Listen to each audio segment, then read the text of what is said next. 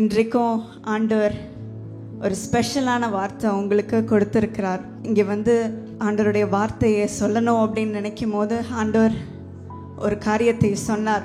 நான் அவர்களை காண்கின்ற தேவன் என்று உணர்த்து அப்படின்ட்டு ஆண்டவர் சொன்னார்.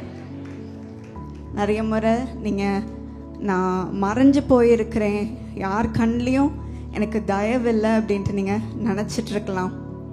மேபி உங்கள் குடும்பத்தில் நான் இவ்வளோ வேலை செய்கிறேன், இவ்வளோ அன்பு காமிக்கிறேன், ஆனால் என்னை சரியாக மதிக்க மாட்டேங்கிறாங்க, எனக்கு அன்பு கூற யாரும் இல்லை அப்படின்னு நீங்கள் சொல்லிகிட்ருக்கலாம். இல்லைனா என்னோடய வேலையில் நான் அவ்வளோ ஹார்ட் ஒர்க் பண்ணுறேன், நான் உண்மையாக இருக்கிறேன், ஆனால் எனக்கு உயர்வு கிடைக்க மாட்டேங்குது அப்படின்னு நீங்கள் சொல்லிகிட்ருக்கலாம். நிறைய முறை நான் எங்கேயோ தொலைஞ்சு போன மாதிரி இருக்குதே அப்படின்னு நீங்கள் சொல்லி வந்திருக்கலாம். யாருக்கும் தெரியாத காயத்தை நீங்கள் ரொம்ப நாளாக சுமந்து கொண்டு இருக்கலாம். ஆனால் இன்றைக்கு நீங்கள் ஒருவரால் தெரிந்து கொள்ளப்பட்டிருக்கிறீங்க. நம் தேவன் உங்களை காண்கிறார், உங்கள் சூழ்நிலையை பார்க்கிறார், உங்கள் இருதயத்தை பார்க்கிறார். நீங்கள் தனிமையாக இல்லை, நீங்கள் ஒளிஞ்சு போயில்லை, எங்கேயும் மறைவாக இல்லை. ஆண்டவரோட கண்களில் நீங்கள் அவருக்கு முன்னாடி இருக்கிறீங்க.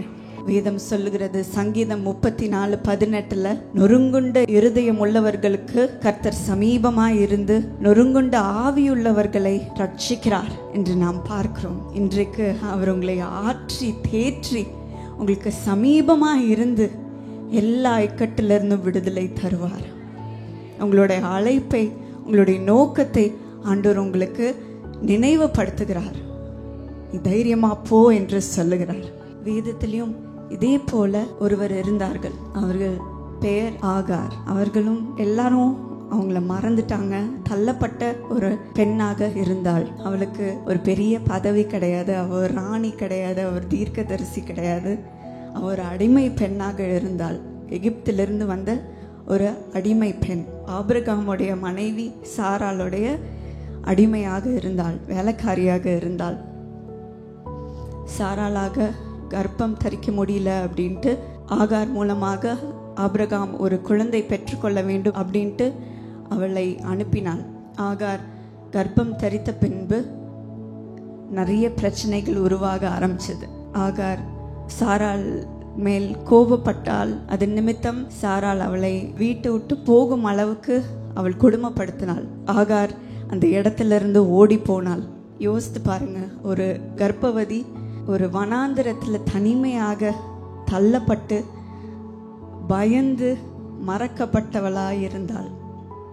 அவள் அங்கே நடந்து போகும்போது யாருக்கும் தெரியாது நான் தனிமையில் இருக்கேன் அப்படின்ட்டு அவள் யோசித்திருப்பா. அவ்வளோதான், என்னோடய வாழ்க்கை முடிஞ்சிருச்சு, நான் ஃப்ரெஷ்ஷாக தான் என்னோடய வாழ்க்கையை ஸ்டார்ட் பண்ணணும், எப்படியாச்சும் நான் சர்வைவ் பண்ணணும், நான் பிழைக்கணும் அப்படின்ட்டு யோசித்து தான் அவ இருந்திருப்பா. ஆதியாகமம் 16:7 கர்த்தருடைய தூதனானவர் அவளை வனாந்திர சூருக்கு போகிற வழி அருகே இருக்கிற நீரூற்றண்டையிலே கண்டு, அந்த தூதன் அவளை கண்டான். அவ ஏதோ சத்தமிட்டு கூப்பிட்டதுனால அவ கண்டுபிடிக்கப்படலை. ஆனா தேவன் அவளை தேடி வந்தார், அவளுடைய சூழ்நிலையை பார்த்தார். அவக்குள் இருக்கும் குழந்தையை பத்தி ஆண்டவர் சொல்லுகிறார். அந்த நேரத்தில் இஸ்மவேல் என்று பேரிடு அப்படின்ட்டு ஆண்டவரே சொல்லுகிறார். அந்த உடைந்து போயிருக்கும் இருதயத்தில், நம்பிக்கையே இல்லாத இருதயத்துக்குள்ள ஒரு வாக்குத்தத்தத்தை ஆண்டவர் வைத்தார், ஒரு தரிசனத்தை வைத்தார்.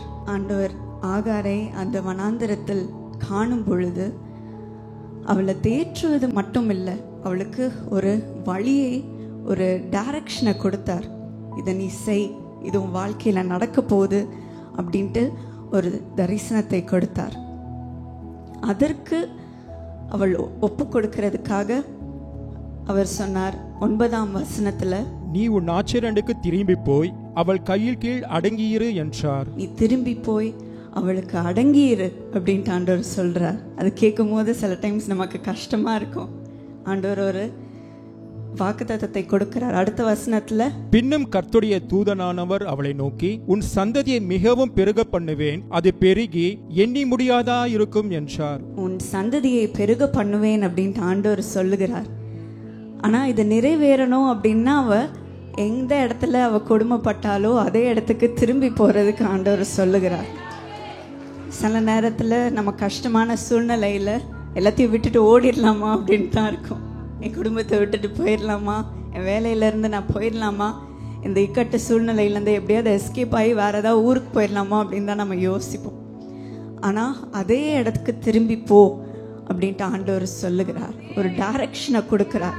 இந்த தனிமையில் இருக்கும் போது உங்களுக்கும் ஆண்டவர் ஒரு டைரக்ஷனை கொடுப்பார். அவர் உங்களை பார்த்து அவர் அமைதியாக இருக்க போகிறதில்ல, நீ இதை செய் அப்படின்ட்டு ஆண்டவர் சொல்லுவார். எங்கள் வாழ்க்கையில், எங்கள் குடும்ப வாழ்க்கையில், எங்கள் மினிஸ்ட்ரியின் பாதையில் ஆண்டவர் நிறைய முறை அதை செஞ்சுருக்கிறார். இக்கட்டு சூழ்நிலையில் எங்களுக்கு ரொம்ப கஷ்டமாக இருக்கும். எப்படி இதை நாங்கள் மேற்கொள்ள போகிறோம், எல்லாரும் பேசுகிறாங்க, யார்கிட்ட போகிறது ஒன்றுமே தெரியாது. ஆனால் அந்த நேரத்தில் நாங்கள் குடும்ப ஜெபம் பண்ணும்போது ஆண்டவர் நான் உன் கூட இருக்கிறேன் என்று அவர் சொல்லுவார். நீங்கள் ஏன்குள்ள மகிழ்ச்சியாக இருங்க, சந்தோஷமாக இருங்க, எல்லாவற்றையும் நான் பார்த்துக்கிறேன். உங்களை குறித்து வைத்திருக்கிற தரிசனம் எனக்கு தெரியும், அது எப்படி நிறைவேற்றணும் அப்படின்ட்டு எனக்கு தெரியும். நீங்கள் போட்டு போராடி அதை பற்றி கவலைப்பட்டு நீங்கள் அதில் துக்கமாக அடைந்து சமாதானத்தில் இழந்துட்டு நீங்கள் உட்காராம எனக்குள் நீ சந்தோஷமாயிரு அப்படின்ட்டு ஆண்டவர் சொல்லுவார். நான் எல்லாம் பார்த்துக்கிறேன் அப்படின்ட்டு ஆண்டவர் சொல்லுவார். அதுதான் நமக்கு ஆண்டவர் கொடுக்குற நோக்கம், அதுதான் நமக்கு ஆண்டவர் கொடுக்குற அழைப்பு, அவர் கொடுக்குற தரிசனம் அப்படி தான் இருக்கும். கொடுக்கும் போது கஷ்டமாக இருக்கும், சில இன்ஸ்ட்ரக்ஷன்லாம் கஷ்டமாக இருக்கும். ஆண்டவரே ஏன் இப்படி சொல்கிறீர் அப்படின்னு தான் இருக்கும். ஆனால் அதன்படி கீழ்ப்படிந்து நடக்கும் பொழுது நம்ம அந்த ரிசல்ட்டை பார்க்கும்போது அது பெரிய வைகளாக இருக்கும். நம்ம யோசித்து பார்க்காத முடியாத அளவுக்கு பெரிய வைகளாக இருக்கும்.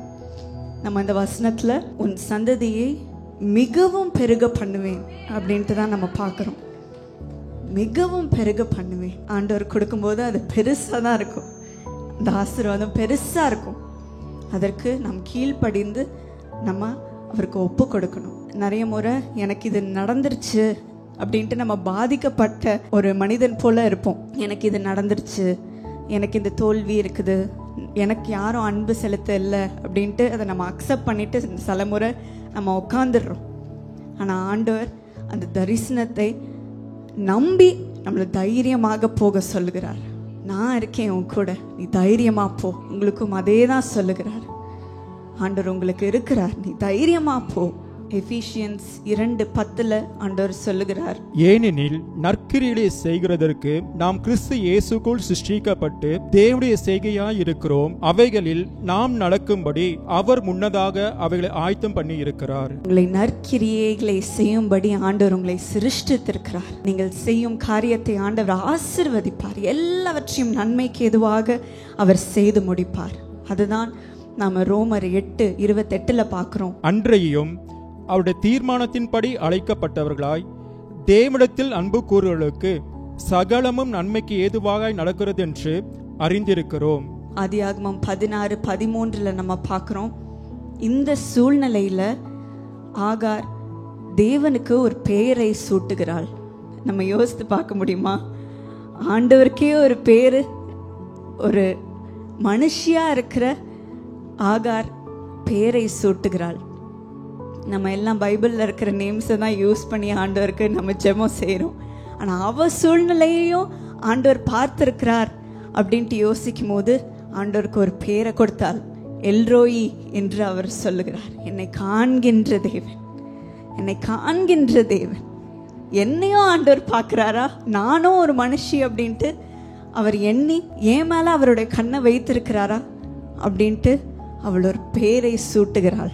அவ சாராளுக்கு கண்ணுக்கு தெரியாதவளா இருந்திருக்கலாம், ஆபிரகாமுக்கு கண்ணுக்கு தெரியாதவளா இருந்திருக்கலாம், இல்லைன்னா அவளுடைய சுற்றி இருக்கிற சமுதாயத்துக்கு அவ யாருமே இல்லை, ஒரு இன்சிக்னிஃபிகண்ட் பர்சன் அப்படின்ட்டு அவளை தள்ளி விட்டுருக்கலாம். ஆனால் ஆண்டவருக்கு அப்படி இல்லை. ஆண்டவர் அவள் மேல் கண்ணை வைத்து அவளை காண்கின்ற தேவனாய் இருந்திருக்கிறார். வேதத்தில் சங்கீதம் 139 7ஆம் வசனம் 8ஆம் வசனத்துல நம்ம பார்க்கிறோம். உம்முடைய ஆவிக்கு மறைவாக எங்கே போவேன்? உம்முடைய சமூகத்தை விட்டு எங்கே ஓடுவேன்? நான் வானத்துக்கு ஏறினாலும் நீர் அங்கே இருக்கிறீர். நான் பாதாளத்தில் படுக்கை போட்டாலும் நீர் அங்கேயும் இருக்கிறீர். ஆண்டவருடைய ஆவிக்கு மறைவாய் நான் எங்கே போவேன்? ஆண்டவர் எங்க நம்ம இருந்தாலும் அந்த சூழ்நிலையில் ஆண்டவர் நம்மளை வந்து சந்திக்கிறார். எங்கேயுமே நம்ம போய் ஒழிய முடியாது. ஆண்டவர் நம்மளை பார்த்து கொண்டே இருக்கிறார். உங்க உள்ளத்தில் என்ன நீங்க வைத்திருக்கீங்க அப்படின்ட்டு ஆண்டவருக்கு தெரியும்.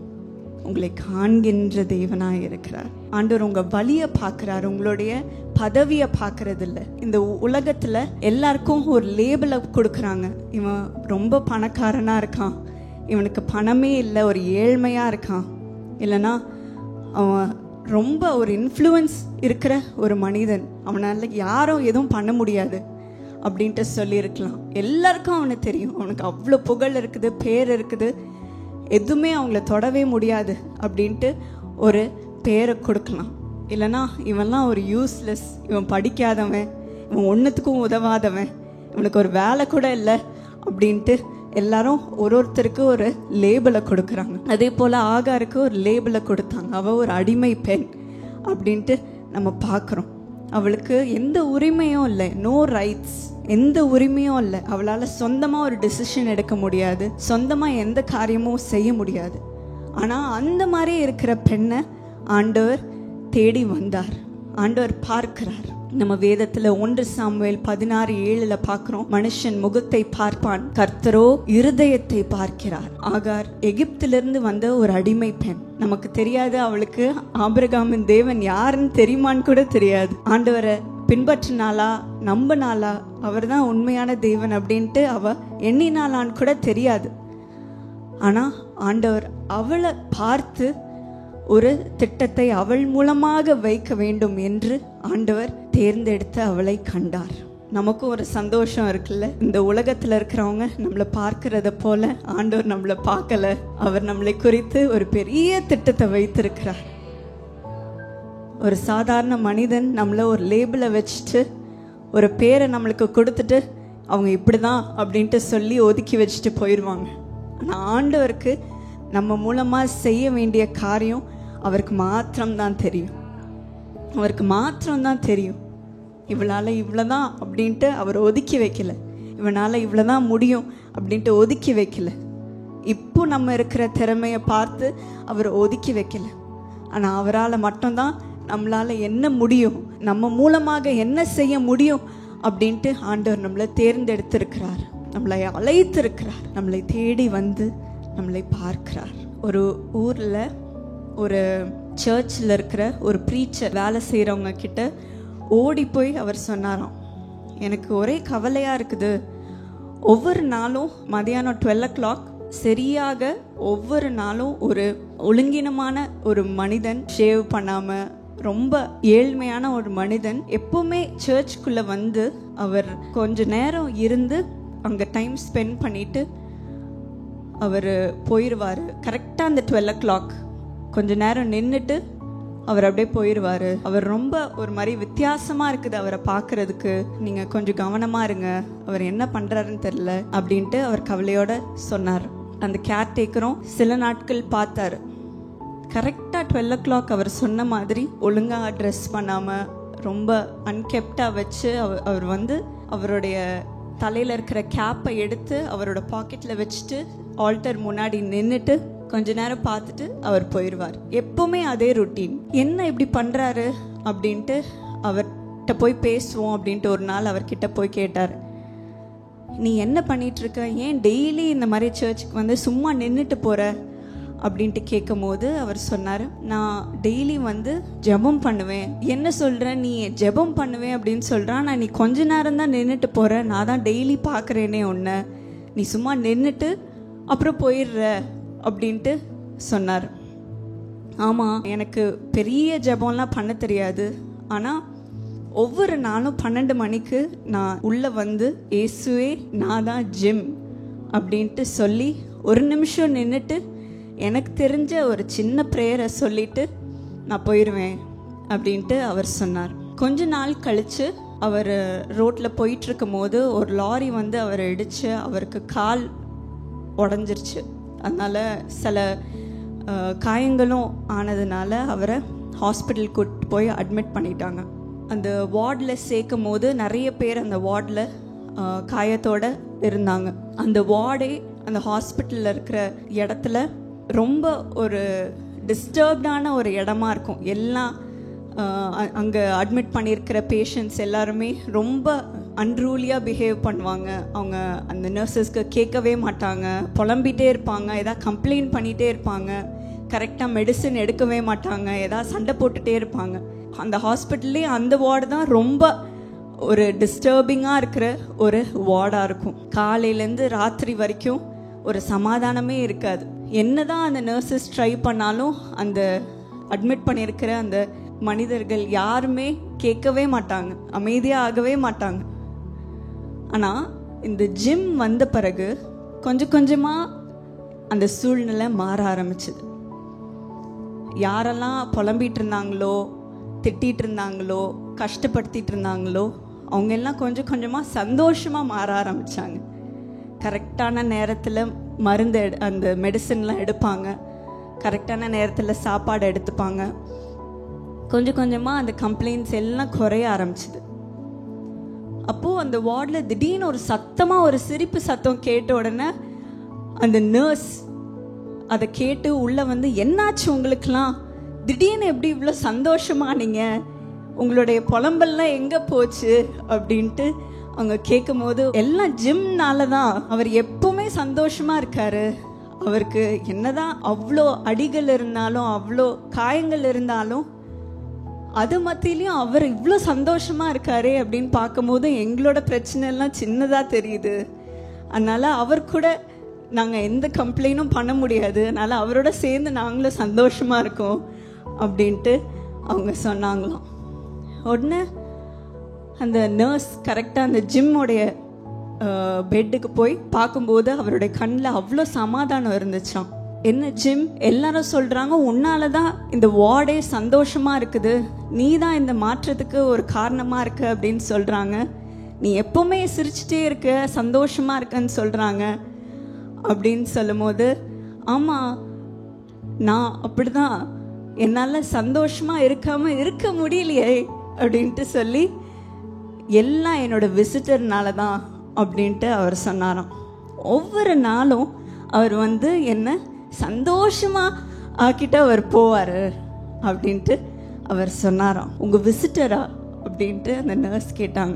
ஏன்னா அவங்க எப்போவுமே பார்த்துருக்காங்க, ஜிம் உடைய பெட்டு பக்கத்தில் இருக்கிற சேர் எப்போவுமே எம்டியாக தான் இருக்கும். இந்த விசிட்டிங் ஹவர்ஸில் யாருமே வரமாட்டாங்க, அது காலியாக இருக்கும். ஏன்னா அவருக்கு ரிலேட்டிவ்ஸ் கிடையாது, உறவினர்கள் கிடையாது, ஒரு ஃபேமிலி கிடையாது. உன்னோட விசிட்டரா அப்படின்ட்டு அந்த நர்ஸ் கேட்டாங்க. எப்போ வருவார் அப்படின்னு கேட்கும்போது, ஒவ்வொரு நாளும் அப்படின்னு சொல்லி அவர் கண்ணெல்லாம் அப்படியே சந்தோஷமாக ஆரம்பிச்சுது. ஒரு வெளிச்சம் அவருடைய கண்களில் தெரிஞ்சுது. ஒவ்வொரு நாளும் 12 மணிக்கு அவர் வந்து என்னோட பெட்டு முன்னாடி நின்று அவர் என்னை பார்த்து சிரிப்பார். ஜிம், நான் தான் ஜீசஸ் அப்படின்ட்டு சொல்லுவார்.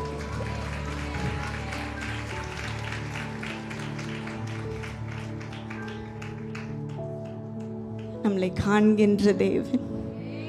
ஜிம்மை வந்து எல்லாரும் அவர் ஒரு போர் மேன், ஒரு அன்ரூலி மேன் அப்படின்ட்டு சொல்லிட்டு இருந்தாங்க. ஆனால் அவரையும் கண்டு ஆண்டவர் கரெக்டாக அதே நேரத்தில் வந்து விசிட் பண்ணி, நான் தான் ஜீசஸ் என்று அவர் சொன்னார். வேதத்தில் நம்ம சங்கீதம் 34:6-8 வரை நாம் பார்க்கிறோம். இந்த ஏழை கூப்பிட்டான், கர்த்தர் கேட்டு அவனை அவன் இடுக்கண்களுக்கு எல்லாம் நீங்களாக்கி ரட்சித்தார். கர்த்தருடைய தூதன் அவருக்கு பயந்துள்ள சூழ பாளையம் இறங்கி அவர்களை விடுவிக்கிறார். கர்த்தர் நல்லவர் என்பதை ருசித்து பாருங்கள். அவர் மேல் நம்பிக்கையாயிருக்கிற மனுஷன் பாக்கியவான். அவர் மேல் நம்பிக்கையாயிருக்கிற மனுஷன் பாக்கியவான். அவன் இடுக்கண்களுக்கு எல்லாம் நீங்களாக்கி அவனை ரட்சித்தார். ஆமாம் டியர் ஃப்ரெண்ட்ஸ், நம்ம நிறைய முறை நம்ம ஜெபம்லாம் பெரிய பெரிய வார்த்தை யூஸ் பண்ணி தான் நம்ம ஜெபம் பண்ணணும் அப்படின்னு நம்ம யோசிக்கணும். ஆனால் நமக்கு தெரிஞ்ச வார்த்தைகளை யூஸ் பண்ணி ஆண்டவர்கிட்ட நம்ம பேசும் பொழுது அவர் நம்மளை வந்து சந்திப்பார். ஒரு நாளும் நம்மளை தனிமையாக விட மாட்டார். நீங்கள் எப்படி அவரை தேடி போகிறீங்களோ அதுக்கு மேலே ஆண்டவர் உங்களை தேடி வருவார். உங்களுடைய கஷ்டத்தின் நிமித்தம் என்னால் ஜோம் பண்ண முடியலையே, என் கடன் பிரச்சனை நிமித்தம் ஜோம் பண்ண முடியலையே, என்னோட இடுக்கங்கள் நிமித்தம் என்னால் ஜோம் பண்ண முடியலையே நீங்கள் சொல்லியிருக்கலாம். அந்த நேரத்தில் ஆண்டவர் உங்களை கண்டு உங்களை விசாரிக்க வருவார். உங்களுடைய வேதனைகள், உங்களுடைய இடுக்கண்களுக்கு எல்லாவற்றையும் நீங்களாக்கி உங்களை ரட்சிப்பார். இந்த ஏழை மனிதன் கூப்பிடும் பொழுது ஆண்டவர் அவனை வந்து விசாரித்தார். அதே போல உங்களுக்கும் செய்வார். உங்கள் கண்களும் பிரகாசம் அடையும். இயேசு என்னை வந்து கண்டார், என்னை பார்த்தார், என்னை விடுதலை செய்வார் என்று நீங்களும் சொல்வீர்கள். ஏசாயா 49:16 பார்க்கிறோம். இதோ என் உள்ளங்கையில் உன்னை வரைந்திருக்கிறேன், உன் மதில்கள் எப்போதும் என் முன் இருக்கிறது. அவர் உள்ளங்கைகளில் உங்களை வரைந்திருக்கிறார். உங்களை வரைந்திருக்கிறார். உங்களை மறக்கவே மாட்டார். உங்க சூழ்நிலையை அவர் அறிந்திருக்கிறார். நீங்க தனிமையில் நான் இருக்கிறேன் அப்படின்னு நீங்க சொல்லலாம். என்னை யார் பார்க்க போறா அப்படின்னு நீங்க சொல்லலாம். நான் ஆண்டவருடைய கண்கள் உங்கள் மேல் இருக்கிறது. ஆகாருடைய கதையை நாம் பார்க்கும் பொழுது சில வருடங்களுக்கு பின்பு ஆகார் வெளியே தள்ளப்பட்டாள். ஆனால் இந்த முறை அவளுடைய மகனும் அவளோட கூட தள்ளப்பட்டான். சாராள் அவளுடைய மகனுக்கு எல்லா இன்ஹெரிட்டன்ஸும் வர வேண்டும் என்று அவளை வெளியே தள்ளி, அவளுக்கு எதுவுமே கிடைக்கக்கூடாது அப்படின்ட்டு அவளை வெளியே தள்ளும் பொழுது ஆகாரும் அவளுடைய வாலிப மகனும் வனாந்திரத்துக்கு சென்றார்கள். ஆதியாகமம் 21ஆம் அதிகாரத்தில் நம்ம பார்க்குறோம். அவங்களுக்கு தண்ணி எல்லாம் தீர்ந்துருச்சு. நடந்து போகும் பொழுது அவர்கள் சாகிற நிலைமையில இருந்தார்கள். அவளுடைய பிள்ளை சாகிறத பார்க்க கூடாது அப்படின்ட்டு ஒரு செடியில அவனை அமர வச்சுட்டு அவ கொஞ்ச தூரம் போய் அழுதாள். என்னால பார்க்க முடியாது, என்னோட ஒரே குமாரனுடைய சாக என்னால பார்க்க முடியாது அப்படின்ட்டு அவ சொன்னான். இந்த முறையும் ஆண்டவர் வந்தார். ஆதியாகமம் 21:17 நம்ம பார்க்கிறோம். தேவன் பிள்ளையின் சத்தத்தை கேட்டு தேவதூதன் மூலமாக சொல்லுகிறார், பயப்படாதே, பிள்ளை இருக்கிற இடத்திலே தேவன் அவன் சத்தத்தை கேட்டார் என்று நாம் பார்க்கிறோம். ஆண்டவர் அவள் பிள்ளையோட சத்தத்தை கேட்டு அவர் வந்தார். அவள் கண்களை திறந்து அங்க இருக்கிற தண்ணீரை அவளுக்கு காண்பித்தார். 19ஆம் வசனத்துல நம்ம பார்க்கிறோம், ஆண்டவர் அந்த வனாந்திரத்திலையும் அவளுக்கு ஒரு வழியை உண்டாக்கினார். உங்க வாழ்க்கையில எல்லாம் வனாந்திரமாக இருக்குது, அந்த சூழ்நிலையில நான் நடக்க வேண்டியதா இருக்குது அப்படின்னு நீங்க சொல்லலாம். அந்த தரிசனம் நிறைவேறதுக்கு சில சமயம் அந்த வனாந்திரத்துல நம்ம நடந்து போக வேண்டியதா இருக்கும். ஆண்டவர் ஆகாருக்கு சொன்னார், உன்னுடைய மகன் மூலமாக மிகவும் பெருக பண்ணுவேன் அப்படின்ட்டு ஆண்டவர் சொன்னா அந்த தரிசனம் நிறைவேறணும் அப்படின்னும் போது இந்த வனாந்திரத்தின் சூழ்நிலையிலையும் அவ கடந்து செல்லணும் அப்படின்ட்டு அவளுக்கு ஆண்டவர் அனுமதித்தார். அப்பொழுது அவளை தனியாக விடவே இல்லை. அந்த நேரத்திலையும் அந்த வனாந்திரத்துல ஒரு ஆறை உண்டாக்கினார், ஒரு வழியை உண்டாக்கினார். இஸ்மவேலுடைய வாழ்க்கையை பார்க்கும் பொழுது அந்த வனாந்திரத்திலையும் அவன் வளர்ந்து அவனுக்கு ஒரு பெண்ணை பார்த்து அவருடைய சந்ததி ஆண்டவர் ஆசிர்வதித்து பெருக பண்ணார். அவர்களும் ஒரு ஜனமாக இருந்தார்கள். அதே போலதான் நீங்களும் உங்க வாழ்க்கையில, நான் ஒரு வனாந்திரத்துல போயிட்டு இருக்கிறேன், ஆண்டவரோட தரிசனத்தை நிறைவேற்றும் வழியில தான் நான் போயிட்டு இருக்கிறேன், ஆனா எனக்கு தனிமையா இருக்குது, நான் எந்த ஒரு ஆதாரமும் நான் கண்டுபிடிக்கல என்னோட வாழ்க்கை அடுத்த ஸ்டெப்புக்கு போறதுக்கு அப்படின்னு நீங்க சொல்லலாம். ப்ரொமோஷனுக்கு ஒரு வழி இல்லை, என் கடன் பிரச்சனைக்கு ஒரு தீர்வு இல்லை, என் பிஸ்னஸை ஸ்டார்ட் பண்ணுறதுக்கு ஒரு உதவி இல்லை, என் குடும்ப வாழ்க்கையை பெருக பண்ணுறதுக்கு ஒரு பிள்ளை இல்லை, ஒரு ஹஸ்பண்ட் இல்லை, ஒரு ஒய்ஃப் இல்லை, ஒரு லைஃப் பார்ட்னர் இல்லை நீங்கள் சொல்லலாம். ஆனால் அந்த நேரத்துலையும் ஆண்டவர் அந்த வனாந்திரத்தில் ஒரு வழியை உண்டாக்குவார். ஏசாயா 43:19 பார்க்கிறோம், நான் வனாந்திரத்திலே வழியையும் அவாந்திர வெளியிலே ஆறுகளையும் உண்டாக்குவேன் என்று ஆண்டவர் சொல்லுகிறார். உங்க வாழ்க்கையில இதை நிறைவேற்றுவார். அதிசயங்களை காண செய்யும் தேவனாய் இருக்கிறார். உங்க வாழ்க்கையில் அதை செய்வார். உங்களுடைய பாஸ்ட்டை மட்டும் ஆண்டவர் எல்லாவற்றையும் ஃபிக்ஸ் பண்ணாம உங்களுடைய ஃபியூச்சரையும் ஆண்டவர் ஆசீர்வதிக்கிறார். ஃபியூச்சரையும் ஆசீர்வதிக்கிறார், எதிர்காலத்தை ஆசீர்வதிக்கிறார். உங்களுக்கு கொடுத்த தரிசனத்தை ஆண்டவர் நிறைவேற்றுவார். எரேமியா 29:11 நீங்கள் எதிர்பார்க்கும் முடிவை உங்களுக்கு கொடுக்கும்படிக்கு நான் உங்கள் பேரில் நினைத்திருக்கிற நினைவுகள் அறிவேன் என்று கர்த்தர் சொல்லுகிறார். அவைகள் தீமைக்கல்ல, சமாதானத்துக்கு ஏதுவான நினைவுகளே. இந்த வசனத்தை உங்களுக்கென்று எடுத்துக்கொள்ளுங்க. ஆண்டவர் உங்களுக்கு ஒரு பெரிய எதிர்காலத்தை வைத்திருக்கிறார். எத்தனை பேர் விசுவாசிக்கிறீங்க? உங்கள் துக்கம் எல்லாவற்றையும் சந்தோஷமாக மாற்றுவார். ஆமே. எல்லா வனாந்திரத்தையும் வயல்வெளியாக மாற்றுவார். ஆறுகளை உண்டாக்க செய்வார். அந்த வனாந்திரத்தில் ஒரு வழியை உண்டாக்குவேன், அவாந்திரத்தில் ஆறுகளை நான் வர செய்வேன் என்று சொன்ன ஆண்டவர் உங்க வாழ்க்கையில் எல்லா துக்கத்தையும் சந்தோஷமாக மாற்றுவார். உங்க வாழ்க்கையில கொடுத்திருக்கிற எல்லா தரிசனத்தையும் நிறைவேற செய்வார். வனாந்திரத்தில் நடந்தாலும் அவர் உங்க கூட இருப்பார். உங்களை காண்கின்ற தேவனாய் இருப்பார். உங்களுக்கு தேவையான தண்ணீர், தேவையான உதவி, தேவையான ஒவ்வொரு ஆசீர்வாதத்தையும் நீங்க செல்லும் பாதையில் உங்களுக்கு கூட்டி கொடுத்து கொண்டே இருப்பார். நீங்க வீட்டை கட்டும் பொழுது உங்களுக்கு தேவையான பணத்தை தருவார். உங்க பிள்ளைகளை படிக்க வைக்கும் போது தேவையான பணத்தை தருவார். உங்களுடைய தேவையான எல்லா சுகத்தையும் தருவார். உங்களுக்கு என்னெல்லாம் இல்லை என்று சொல்றீங்களோ இருக்கிறவைகளாக ஆண்டவர் மாற்றுவார். எல்லா துக்கம், எல்லா கவலை, எல்லா கண்ணீரும் இன்றையோட முடிய செய்வார். எத்தனை பேர் விசுவாசிக்கிறோம்? சொல்வீங்களா? எங்கள் துக்கம் சந்தோஷமாக மாறும் நேரம், என் துக்கம் சந்தோஷமாக மாறும் நேரம் இது என்று இப்பொழுது பெற்றுக்கொள்ளுங்கள். எல்லாம் எழுந்து நின்று ஆண்டவருக்கு நன்றியோடு நாம் பெற்றுக்கொள்வோம். ஏசப்பா, என்னை கண்ட தேவனாய் இருக்கிறதுக்காக நன்றி அப்பா. என்னதான் எனக்கு ஒரு பொசிஷன் இல்லாம இருந்தாலும், நான் ஒரு சிறியவனாக இருந்தாலும் என்னை நீர் பார்க்கிறீரே, என் சூழ்நிலையில் நீர் பார்க்கிறீரே, என் எளிமையான இருக்கும் என் சூழ்நிலையில் நீர் பார்க்கிறீரே அப்பா. என்னை எண்ணி நீர் இன்றைக்கு வந்திருக்கிறீரே அப்பா. அதற்கு ஸ்தோத்திரம், அதற்கு ஸ்தோத்திரம் அப்பா, ஸ்தோத்திரம் அப்பா, ஸ்தோத்திரம் அப்பா, ஸ்தோத்திரம் அப்பா. இன்றைக்கு நீர் உம்முடைய ஜனங்களை சந்திக்க வந்ததுக்காக நன்றி அப்பா, நன்றி அப்பா, நன்றி அப்பா. அவர்களுடைய துக்கம் எல்லாவற்றையும் சந்தோஷமாக மாற்றும் அப்பா. எந்த இடத்துல அவங்க தோல்வியோடு, எந்த இடத்துல அவர்கள் சுகவீனமாக நடந்து போனார்களோ, எந்த இடத்துல அவர்கள் கடனோடு நடந்து போனார்களோ, எந்த இடத்துல வேலை இல்லாம போனார்களோ, அதே இடத்துல அவர்களை ஆசீர்வதியும் சுவாமி, ஆசீர்வதியும் சுவாமி, ஆசீர்வதியும் அப்பா, ஆசீர்வதியும் அப்பா. என்னெல்லாம் இழந்திருக்கிறார்களோ எல்லாவற்றையும் அவர்களுக்கு 2 மடங்காக தாரும் அப்பா. எந்த இடம்லாம் காய்ந்து போயிருக்குதோ அங்க உயிரடைய செய்யும் சுவாமி. ஆறுகளாக பாய்ந்து செல்லும் நீர் இப்பொழுது செல்ல செய்யும் அப்பா. அப்பா, இப்பொழுது செய்யும் அப்பா. யாரெல்லாம் ஜாபுக்காக காத்து கொண்டிருக்கிறார்களோ ஒரு வேலையை தாரும் அப்பா.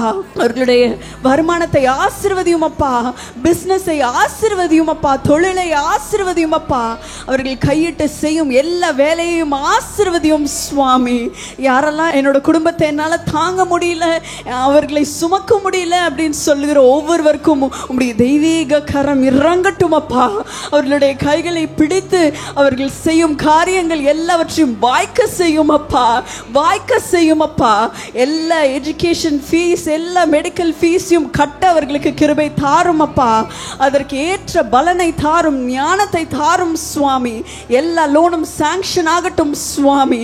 எல்லா கடனையும் அடைக்க அவர்களுக்கு பணத்தை தாரும் சுவாமி. கரெக்டான நேரத்தில் எல்லாவற்றையும் கட்ட கிருபை தாரும் அப்பா. இனிமே அவமானம் வேண்டாம் அப்பா. வீட்டுக்கு வந்து போடுற சண்டைகள் எல்லாம் நிற்கட்டும் அப்பா. அவர்களை திட்டுகிற ஒவ்வொரு வார்த்தையும் நிற்கட்டும் சுவாமி. அவர்களுக்கு கனத்தை தாரும் அப்பா. அதே இடத்தில் கனத்தை தாரும் சுவாமி.